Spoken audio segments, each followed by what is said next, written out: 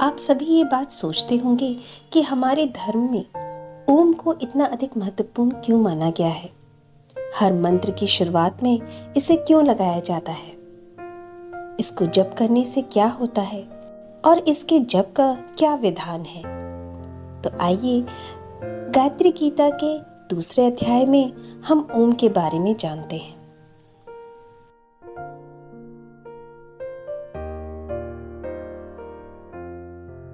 ओमित्येव सुनामधे मनघम विश्वात्मनो ब्रह्मणः सर्वेष्वेव हितस्य नामसु वसोरे तत्प्रधानं मतम् यं वेदां निगदन्ति न्याय निरन्तरं श्री सच्चिदानंदकं लोकेशं समदर्शिनं न्यामिनं चाकारहीन प्रभु।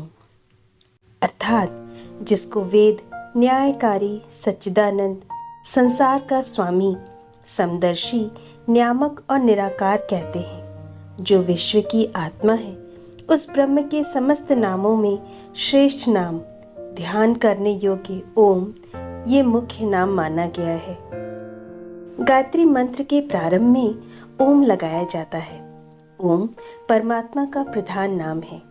ईश्वर को अनेक नामों से पुकारा जाता है। विभिन्न भाषाओं और संप्रदायों में उसके अनेक नाम हैं।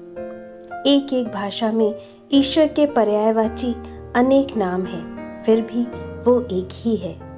इन नामों में ओम को प्रधान इसलिए माना गया है क्योंकि प्रकृति की संचालक सूक्ष्म गतिविधियों को अपने योग बल से देखने वाले ऋषियों ने समाधि लगाकर देखा कि प्रकृति के अंतराल में प्रति क्षण एक ध्वनि उत्पन्न होती है जो ओम शब्द से मिलती जुलती है। शास्त्र का वचन भी है कि तस्य वाचकः प्रणवः, अर्थात उस परमात्मा को पुकारने का नाम ओम है।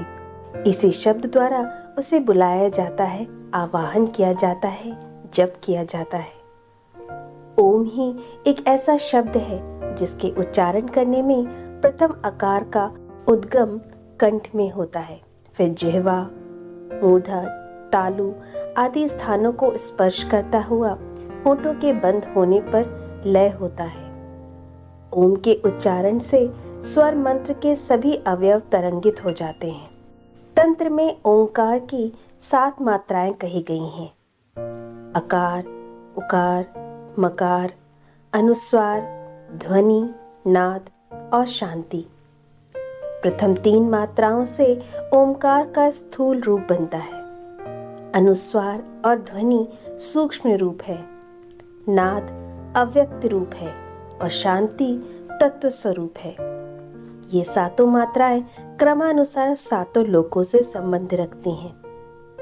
अकार से स्थूल रूप का आरंभ होता है, उकार से विकास और मकार से पूर्णता प्रकट होती है। ओम में 3 अक्षर मिले हुए हैं, अ, उ और म। अ का अर्थ है आत्मपरायणता, शरीर के विषयों से मन हटाकर आत्मा में रमण करना। उ का अर्थ है उन्नति, अपने को शारीरिक, मानसिक, आर्थिक एवं आत्मिक संपत्तियों से संपन्न करना। म का अर्थ है महानता, संकीर्णता, स्वार्थपरता, इंद्रियलोलुपता आदि को छोड़कर प्रेम, दया, उदारता, सेवा, त्याग, संयम और आदर्श के आधार पर जीवन यापन की व्यवस्था करना। इन 3 अक्षरों में जो शिक्षा है उसे अपनाकर व्यवहारिक रूप से ओम की उपासना करनी चाहिए।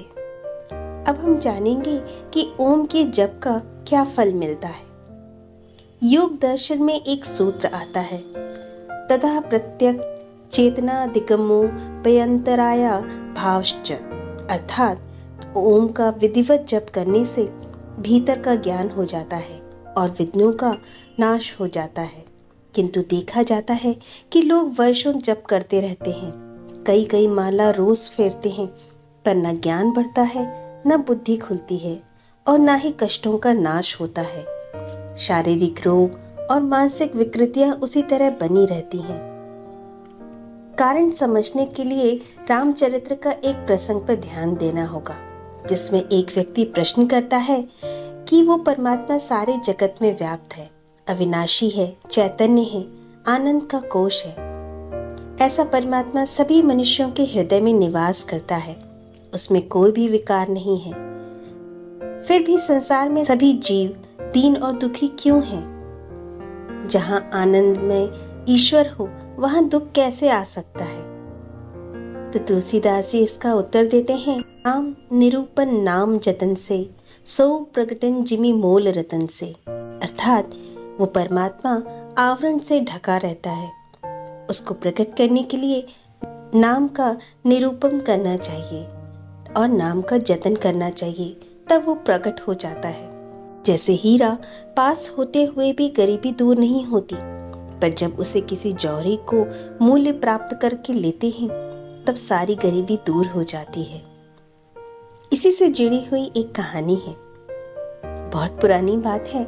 लखनऊ के चौक मोहल्ले में एक नवाब साहब रहते थे। बहुत गरीब थे। सरकार से कुछ वसीका मिलता था, उसी से गरीबी में गुजारा करते थे। टूटा फूटा घर था, एल्युमिनियम के बर्तन थे, एक टूटी चारपाई थी। बाहर आने जाने के लिए एक पैजामा और अचकन बड़ी सावधानी से रखते थे। एक दिन दिल्ली से एक व्यक्ति आया। वो वहाँ का जौहरी था। उसने नवाब साहब को बुलाया। नवाब साहब उसे घर के अंदर उसी टूटी चारपाई पर बिठाए। खातिरदारी में एक तश्तरी में एक इलायची पेश की। उस जौहरी ने उस इलायची के साथ तश्तरी को भी उठा लिया और बड़े ध्यान से देखता रहा। थोड़ी देर बाद पूछा, नवाब साहब, आपको ये तश्तरी कहाँ से मिली और कितने में मिली? नवाब साहब ने कहा, इसे खरीदे हुए तो 20 वर्षों हो गए। जहां तक याद पड़ता है ये 2 पैसे में मिल गई थी। तो जौहरी ने कहा, इस तश्तरी को पास रखते हुए भी आप इतनी गरीबी में गुजर कर रहे हैं? नवाब साहब ने कहा, मैं समझा नहीं।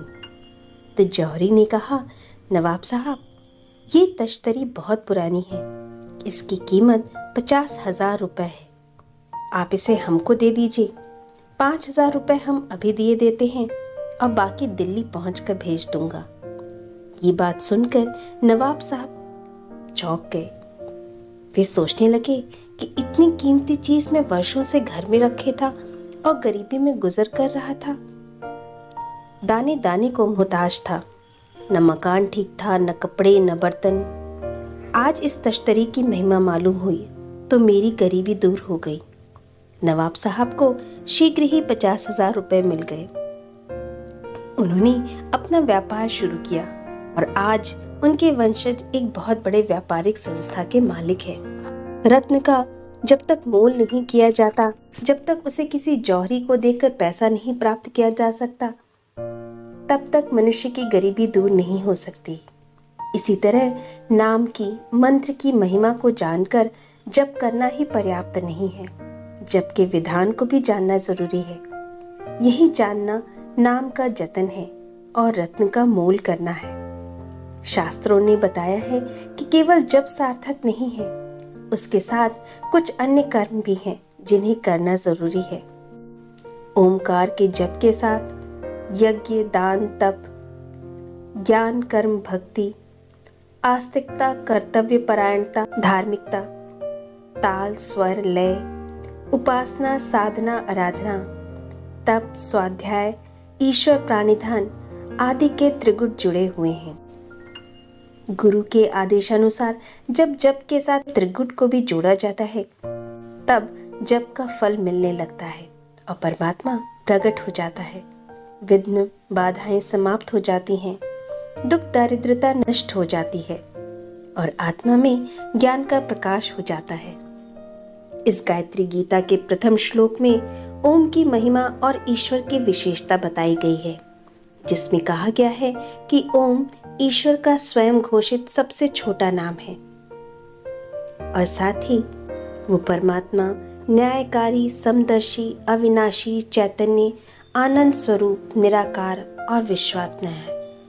इन नामों में जो महत्वपूर्ण तत्व ज्ञान छिपा हुआ है, उसे आचरण के रूप में लाकर हमें ओम की उपासना करनी चाहिए।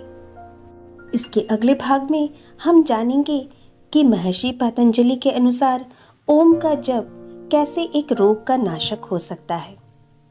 तो अगले वीडियो में हम इसके बारे में बातें करेंगे।